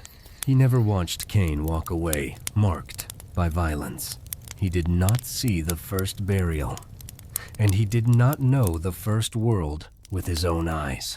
And yet, when Noah speaks in Jubilees, he speaks like a man carrying the moral weather of those earliest losses. That is what inheritance can do. It can place inside someone a seriousness shaped by events they never personally witnessed, because those events have been borne to them through trusted voices. I think that is one of the most profound human truths hidden inside this old chain. A person does not need to have seen the beginning to be accountable to it. A person does not need to have touched the first grief to live under its meaning. Noah receives a world he did not see, but he does not receive it empty. He receives it interpreted. He receives it named. He receives it charged with moral consequence by the men who came before him. That is why the line from Enoch to Methuselah to Lamech matters so much. It gives Noah more than family prestige. It gives him a remembered world. And remembered worlds are powerful. They become inner landscapes inside those who inherit them. The word I want to place here is zikaron. In Hebrew, zikaron means remembrance, memorial, a making present of what must not be allowed to vanish from consciousness. For biblical thought, remembrance is rarely passive. It is active, covenantal, shaping behavior in the present by refusing to sever the present from what came before. And tonight, that matters, because Noah's speech in Jubilees is a form of remembered obedience. He is not merely recalling family history. He is allowing inherited memory to govern what he tells his sons. And I will tell you, honestly, that strikes me as one of the most human things in all these old patriarchal lines, because all of us are guided by remembrances that existed before we understood them. Some are beautiful, some are painful, some make us gentler, some make us watchful. Some are so old in the family that no one remembers the first mouth that spoke them, and yet they continue shaping lives. Noah receives that kind of deep remembrance, only on a scale that reaches almost back to the beginning of humanity itself. The earliest world is not available to him as sight. It is available to him as transmitted moral memory. He has inherited Adam's world without having inhabited Adam's hours. He has inherited Enoch's warnings without having seen Enoch's visions firsthand. He has inherited Methuselah's long gravity without having borne Methuselah's years. And still, what comes to him is real enough to guide action. That matters for the flood narrative more than we usually say. Noah is often remembered chiefly for building the ark, obeying God, surviving waters. All of that is true. But Noah is also a receiver. He stands at the far end of a chain of human instruction. He is not only the righteous builder, he is the heir of a remembered catastrophe that began long before the rain. The catastrophe began in Eden. It deepened with Cain. It spread through generations. It grew into the corruption that finally filled the earth. And by the time Noah is called to survive judgment, he is already a man formed by voices that taught him how to understand that corruption. That is a crucial part of his inner life. He does not encounter a ruined world with no framework. He carries a framework given by fathers. He carries the kind of speech that helps a man interpret what he is seeing without surrendering to it. I think many people hunger for that today without knowing how to name it. The world often feels confusing, fragmented, morally unstable, noisy, with competing voices. And beneath that noise, many people ache for a trustworthy line of inheritance. Not necessarily to answer every question, but to steady the heart enough to live faithfully. That is what Noah had. Not simplistically, not cheaply, but truly. He had fathers behind him. He had memory behind him. He had command behind him. And when the flood came, he did not step into the ark as a solitary hero. He stepped in as the latest carrier of an ancient moral memory. That is part of why I keep returning to Methuselah in this study. Methuselah is the bridge that makes Noah's inheritance emotionally believable. Without Methuselah, Noah still has a father and a grandfather. But with Methuselah, Noah stands within reach of Adam's world in a more concentrated way. The chain shortens. The emotional distance narrows. The beginning remains close enough to matter. And if Jubilees is right to emphasize command as the mode of transmission, then Noah has received not only stories, but obligations. He has been told how the old world went wrong, and how a faithful man must live when the world around him is going wrong again. That is no small inheritance. It is one reason Noah's righteousness in Scripture never feels self-invented. He is certainly responsible for his obedience. Yes, but his obedience grows inside a remembered line. He is one man, and also a son of many voices. The older I get, the more moving that becomes. We love heroic individuality in modern storytelling, but the Bible is often more tender than that.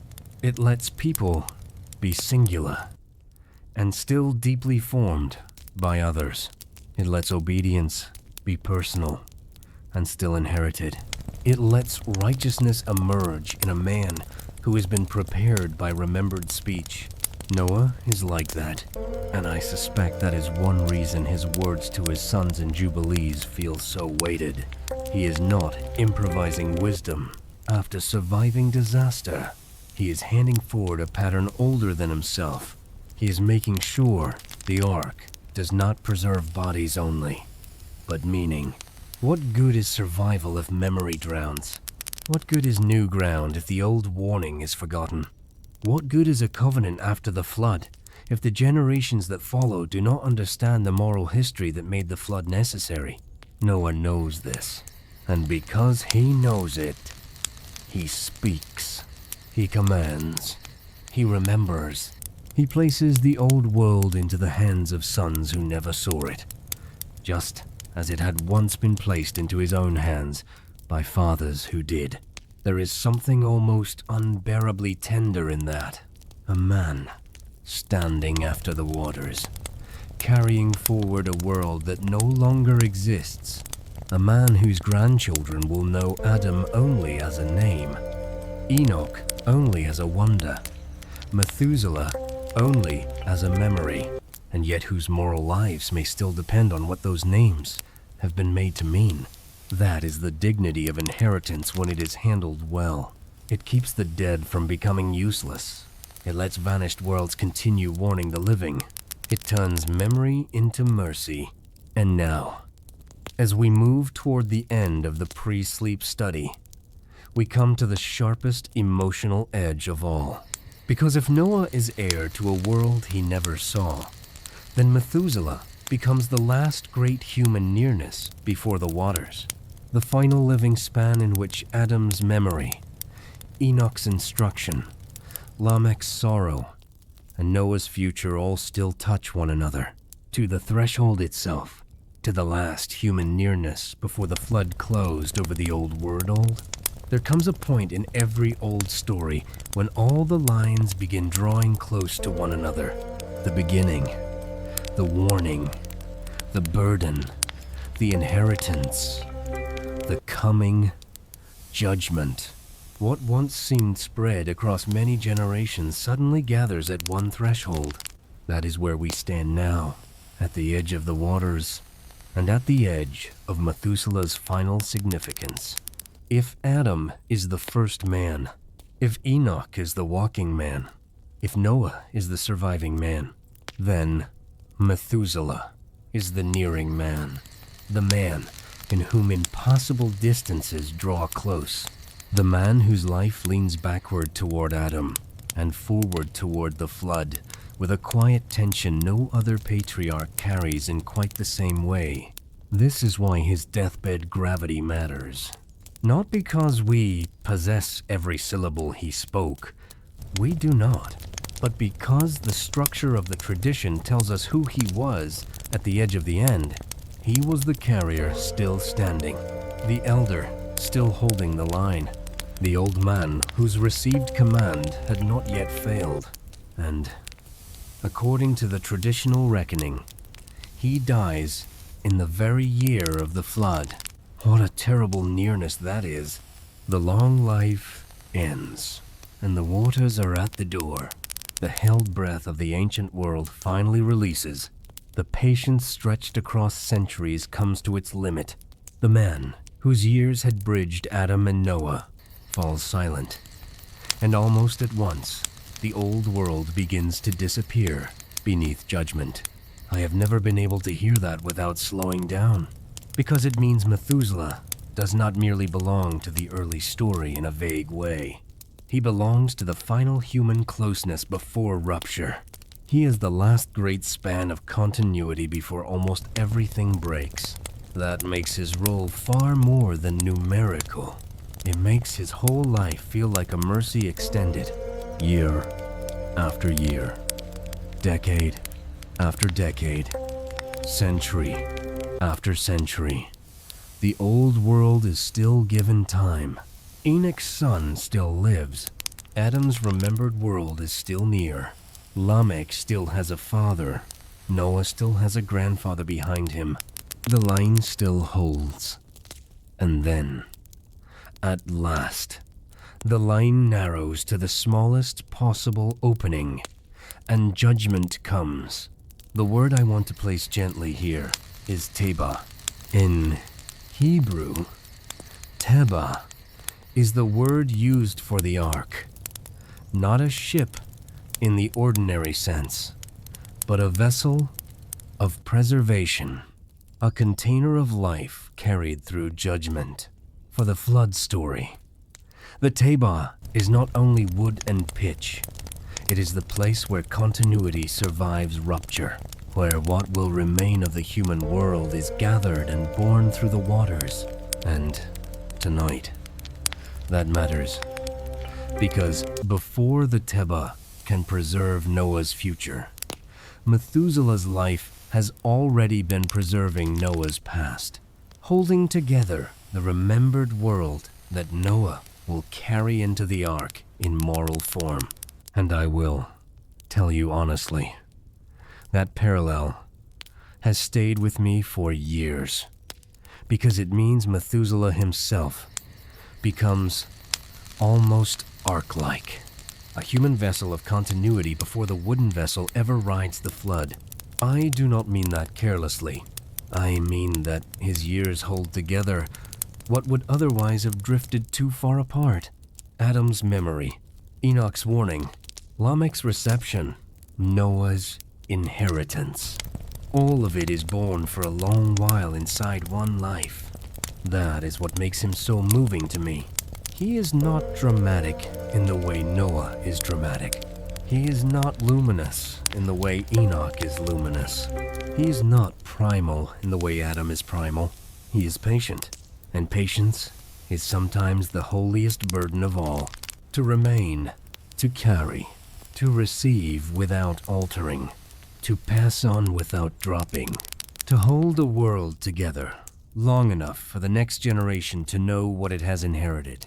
That is Methuselah's work, and when that work ends, the waters come. No wonder later imagination treated his very lifespan as a kind of countdown. No wonder ancient readers felt his death as a threshold. No wonder the chain preserved in Jubilees makes him so central to the passing forward of command. He is the final human nearness before the old world disappears.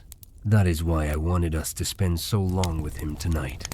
Because in many tellings of the flood, Methuselah passes almost unnoticed. A famous age, a line in a genealogy, perhaps a curiosity. But if you read the old tradition slowly, especially with the Ethiopic preservation of Jubilees in view, you begin to feel that he is standing at one of the most emotionally charged points in the whole pre-flood story. He is the last old bridge, and bridges are most precious just before a river rises. What reaches Noah through him is not only information, it is moral atmosphere, it is remembered beginning, it is inherited seriousness. It is the knowledge that humanity did not arrive at judgment suddenly, but by a long refusal to heed what had been spoken from the beginning. And yet mercy also runs through that line. Mercy in Adam's long years. Mercy in Enoch's warning. Mercy in Methuselah's span. Mercy in Noah's receiving. Mercy even in the ark itself. Preservation in the midst of judgment. That is the final nearness I want to leave resting in your mind before the study gives way to quieter things. Not only the nearness of Methuselah to Adam, though that matters. Not only the nearness of his death to the flood, though that matters too, but the nearness of mercy and warning together for centuries in one long human life. That is what the old world was given. And that is what Noah inherited, a world already wounded, still warned, still offered time, still carrying voices that pleaded for fidelity before the waters came. Methuselah stands at the end of that offered time, and because he does, his silence after death is not empty. It is full of all he has already placed into the chain behind him. The room grows quiet. The old man is gone. The ark remains. The commands remain. The memory remains. The world is about to change forever. And still, the inherited words move forward.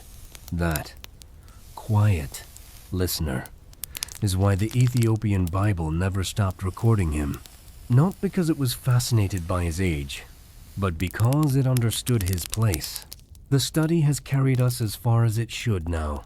We have come to the threshold, to the last nearness before the waters, to the point where the mind has learned enough and the heart can begin to loosen its grip.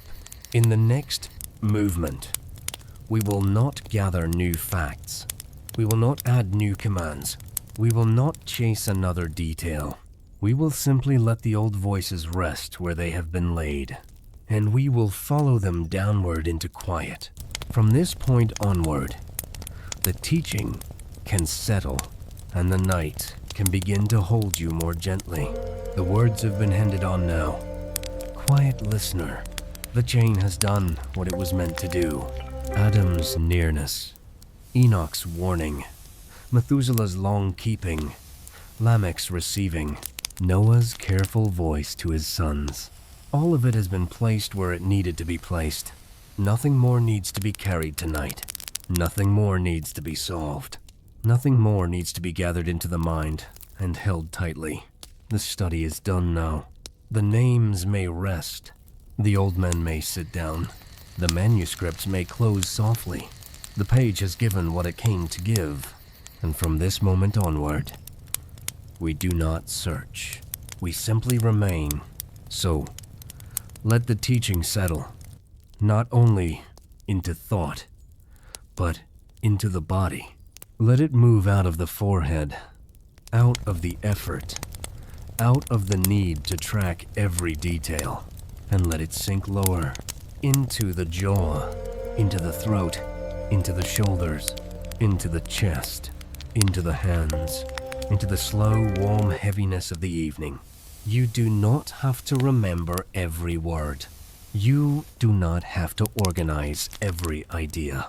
The old voices have already done their work. Now they can keep watch without asking anything from you. So come with me gently, down below the noise, below the arguments, below the hard, bright surfaces of the day, into a quiet place beneath the earth, a place of candlelight, old paper, cool stone, and patient shelves, a place where words are no longer chased, only held, a place where the last page is never torn, and the oldest voices never need to shout. From this point, only the voice, only the quiet, only the slow descent. Now there is almost no distance at all between the room and your breathing, between the candlelight and the dim red hush behind closed eyes, between the old shelves and the calm inward spaces where dreams begin to gather. The underground library has become less a place around you and more a place within you, a hidden chamber of quiet, a remembered warmth, a low amber steadiness, a sense that somewhere below all noise, there has always been a room like this, waiting for the moment when you finally grew tired enough to stop carrying so much by yourself. The last candle nearest you is very low now.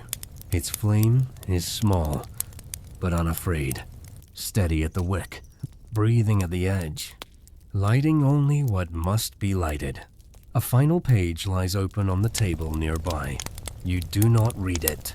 You do not need to. It is enough to know that it is there, open, warm, from the candle's nearness, at rest, not waiting to be finished, because it is already enough. The last page, still warm. There is something so kind about that image. Not a page torn out, not a page hurried through, not a page marked by strain. Only a page that has been read slowly, then left open in peace, holding a little warmth, a little light, a little silence. Perhaps that is all this night needs to become. Not solved, not conquered, only left warm with gentleness. The blanket over you has grown heavy in the pleasant way, the kind of heaviness that says, you do not need to move again. The deeper parts of the body have already understood what the mind is only now beginning to accept, that the work is over, that vigilance may stop, that sleep has the right to enter. The archive behind you is silent. The shelves hold their peace. The wax holds the memory of light. The page holds the memory of touch. The room holds you without effort, without demand, without a single sharp edge. And if any remnant of the story still lingers from the earlier hours, let it linger softly now, not as tension, not as lesson, only as a gentle echo, a very old line carried through many hands, a voice not lost, a memory not abandoned, a patient keeping that reached across generations and then laid itself down in quiet. That is enough now, more than enough. If you wish, imagine one final aisle stretching away into the dimness, long, calm, lined with shelves on either side. No end visible, no need to reach the end. The candle at your side glows against the edge of the nearest row, then fades into shadow farther on, and those shadows are not empty. They are full of rest. You could drift down that aisle forever, not walking, not striving, just floating through its hush, past rows of sleeping pages, past bundles of folded parchment, past quiet little pools of wax, past alcoves where the light stands like a guardian and asks nothing in return. Every few moments, a small sound, a settling page, a soft breath of underground air, a nearly silent drop of wax. The most tender sounds in the world are often the ones that do not interrupt. They only accompany. Let them accompany you now. accompany you farther from the day's edges, farther from effort, farther from the need to hold every thought upright. Accompany you toward that soft inward place where language becomes dream, and dream becomes sleep, and sleep becomes the kind mercy the body has been waiting to trust. The last page is still warm, but it will cool in its own time. You do not need to watch it cool. You do not need to remain awake beside the flame. The candles know how to finish the night without you. The shelves know how to continue standing. The archive knows how to keep what it has been given. The spring beneath the wall knows how to go on singing to the stone. Everything here knows how to continue quietly. That means you are free. Free to grow heavier. Free to drift lower. Free to let the next breath be softer than the last. And the next softer still. If the hands twitch once, let them. If a final thought rises and fades, let it. If the body shifts a little more deeply into comfort, let it. Nothing disturbs the room. Nothing breaks the peace. The room has made space for all of it. The little movements, the little remnants, the little hesitations that come just before true surrender. And now, even those begin to thin. Even those begin to go quiet. The candle becomes a soft star at table height. The page becomes cream-colored hush. The shelves become dark, gentle shapes.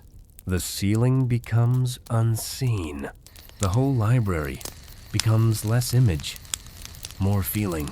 Held, safe, low, warm, deep, still. And the story we entered tonight still lingers softly, not to trouble you, not to ask for one more thought, but to keep watch with you as you rest. A first father long gone, a patient son who carried memory for centuries, a line of voices moving quietly through the dark, a record held by careful hands, a page warmed by one small flame, and now, you, resting beneath it all, no longer carrying the story, only being kept company by it. May the old quiet cover you now. May the stone remain cool around you. May the blanket remain warm upon you. May the candles burn low and faithful. May the pages stay safe on their shelves. May the hidden spring keep its soft, unseen music. May your breathing become so gentle that even you hardly notice it. And may sleep arrive without resistance. Slowly, kindly, completely. The library will remain. The warm page will remain. The last little light will remain. The quiet will remain. And you may go down into sleep, down into stillness, down where no effort follows, down where the night receives you as tenderly as old hands once received an entrusted page. Good night now. Rest deeply. Rest safely. Rest long. The story is finished, and it is still here, keeping watch